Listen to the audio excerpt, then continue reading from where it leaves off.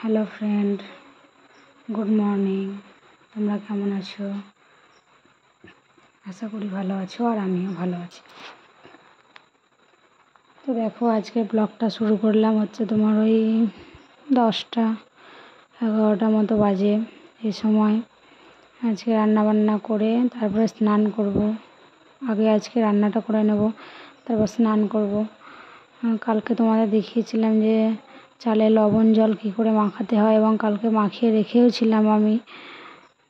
তো আজকে ওটাই রোদে শুকানোর আছে, তো ভাবছি রান্নাবান্না করে তারপরেই শুরু করব আর কি। দেখো, আমি সার্ফ কাচছি, এগুলো কেচে তারপর স্নান করব। রান্না কিছুটা হয়েছে, কিছুটা বাকি আছে।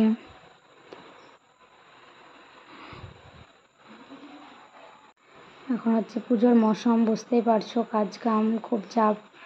এর মধ্যে ছেলেকে স্কুল পাঠানো, রেডি করা, টিফিন করা, ওর বাবার যাওয়ার আগে ওকে চা করে দেওয়া, ওর জামা কাপড়, মানে জানো সবাই, আশা করি সংসার যখন করছো সবাই জানো। তো দেখো, আমার সার্ফ কাচা হয়ে গেল, এদিকে অর্ধেক রান্না বসিয়ে দিয়েছি।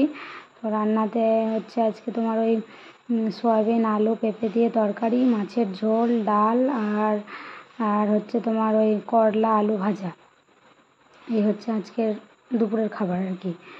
তো নিজের সংসার, মানে কিছু কথা তোমাদের সাথে শেয়ার করি। দেখো, নিজের সংসার যখন অনেক রকম পরিস্থিতি আসে সংসারের মাঝে, কোনো কোনো সময় মনে হয় যেন যে ওই ভালোই লাগছে না, বা দুদিন কোথাও থেকে ঘুরে বেরিয়ে আসি এরকম মনে হয়, তখন যেতে পারো। কিন্তু কোনো কোনো সংসারে আমি দেখেছি ছোটোখাটো অশান্তি বা টুকটাক কিছু ঝামেলা হলে হুট করে বাপের বাড়ি চলে যায়, বা এখানে ওখানে চলে যায় রাগ দেখিয়ে। কিন্তু আমি তোমাদেরকে সাজেস্ট করবো একটাই কথা, যারা ঘরের বউ আছে আর কি, তাদেরকে উদ্দেশ্য করে বলছি, যদিও জানি এটা সবাই করে না, কিন্তু আজকাল বেশিরভাগই করছে এরকম কাজগুলো, যে একটু আধটু টুকটাক রাগ হলে কোথাও হুট করে বাপের বাড়ি চলে যাওয়া, বা কোথাও চলে গেলাম 2 দিন 4 দিন আসলাম না, শেষে আবার আসলাম।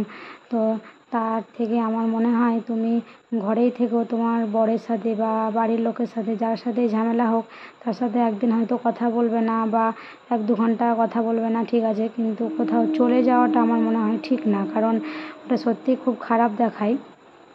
আর যাবেই বা কেন বলো, সে যেখানে তোমাকে আসতেই হবে, সেখান থেকে যাওয়ার থেকে 2 দিন তুমি রাগ করে থাকো, কারোর সাথে কথা বলো না, বা চুপচাপ থাকো, মানে মুড অফ করে থাকো, ঠিক আছে, দেখবে 2 দিন পরে নিজে নিজেই মনকে বোঝাবে যে সংসার যখন হতেই পারে, থালা বাসন এক জায়গায় থাকলে তো ঠোকাঠুকি লাগতেই পারে, বুঝতেই পারছো। তো তাই বলবো, ওরকম করে কেউ কোথাও চলে যাবে না, কারণ এখন বেশিরভাগ ভিডিও বলো, সোশ্যাল মিডিয়া বলো, সব কিছুতেই দেখতে পাবে বাড়ির বউরা বা ছেলেরাও হুট করে বউয়ের সাথে ঝগড়া করে কোথাও চলে যাচ্ছে। তো কী বলো, তাতে একটা সংসার নষ্ট হয়ে যায়। তো একটা সংসার নষ্ট হওয়া থেকে মানে সবাই দূরেই থাকো, কারণ আমি বলবো যে প্রথম স্বামীর কাছে যে সুখ পায় না, সে কোনো স্বামীর কাছেই সুখ পাবে না, কারণ সুখ না থাকলেও সুখ খুঁজে নিতে হয়। সব সময় তো মানুষের সমান সময় যায় না।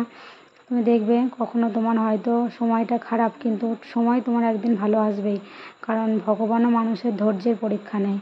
একদিন দেখবে তোমার পাশে কেউ নেই, তোমার প্রথমত তোমার টাকা, তোমার যদি টাকা থাকে তো দেখবে তোমার আত্মীয় স্বজন সবাই তোমার কাছের, আর তোমার যদি টাকা না থাকে তোমার নিজের লোকও তোমায় চেনে না, তোমার পাশ দিয়ে চলে গেলেও তোমায় চিনতে পারবে না। কিন্তু তোমার যদি টাকা থাকে তো সবাই তোমাকে চিনবে। আর তোমার যখন টাকা থাকবে না, তুমি কারোর কাছে গেলে সে তোমায় ভালোভাবে কথাও বলবে না, শুধু কেন জানো, সে একটাই কথা মনে করবে যে তুমি হয়তো তার কাছে টাকা ধার চাইতে এসছো, আর তুমি টাকা ধার করলে তবু তুমি দিতে পারবে না। কারণ কি জানো, সত্যিই কারণটা ঠিক, কারণ সে ভাববে তুমি যদি তার কাছে টাকা ধার নাও, তুমি তো গরিব, তুমি তো ওকে টাকা দিতে পারবে না। তাই টাকা হচ্ছে মানুষের সম্বল ভাই, একটাই কথা, টাকা যার নাই তার দুনিয়াতে কিছুই নাই। তো সংসারে অনেক কিছুই হবে, টাকা আসবে যাবে, শুধু তুমি চলে যদি টুকটাক টুকিটাকি ঝগড়া বা কোনো কারণে চলে যাও, তো দেখবে শুধু কী বলো তো, মান সম্মান এগুলোই যাবে। আর যে সময়টা তুমি বরবাদ করবে, সময়টা কিন্তু আর ফিরে আসবে না। তাই সময়টা বরবাদ না করে আমি বলবো, কিছু হলে সংসারে সেটাকে মানিয়ে নাও, আগে মানিয়ে নেওয়ার চেষ্টা করো, কারণ সংসার মানিয়ে নিলেই সুন্দর। দেখবে তখন সংসারে অভাব থাকলেও খুব সুন্দর, সবই ভালো লাগবে।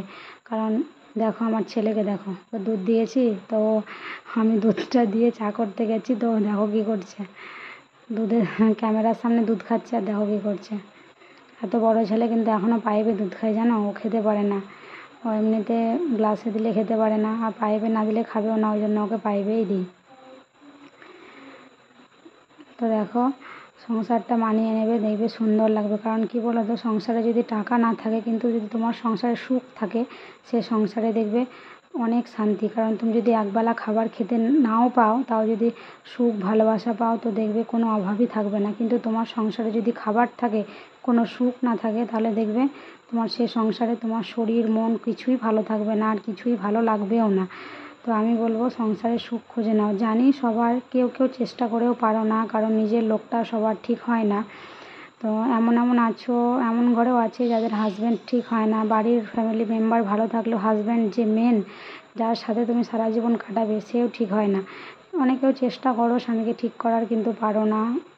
তাদের জানি সবার সমান না, তাদের জীবনটা সত্যি একটু কষ্টকর, কিন্তু আমি বলবো চেষ্টা করো, ভালো করার চেষ্টা করো, বা বোঝাও তাকে, ভালোবেসে বোঝাও, বা যেভাবে বোঝানো যায় বোঝাও, দেখবে ঠিক হবে, একদিন সত্যিই সব ঠিক হয়ে যাবে। দেখো তোমাদের সাথে কথা বলতে বলতে আমাদের সন্ধ্যেবেলা চা খাওয়া হচ্ছে, এবার বাবুকে পড়াবো। তো ভিডিওটা কেমন লাগলো বন্ধু কমেন্টে জানাবে, আর ভালো লাগলে একটি লাইক করবে, শেয়ার করবে। Bye bye, tata.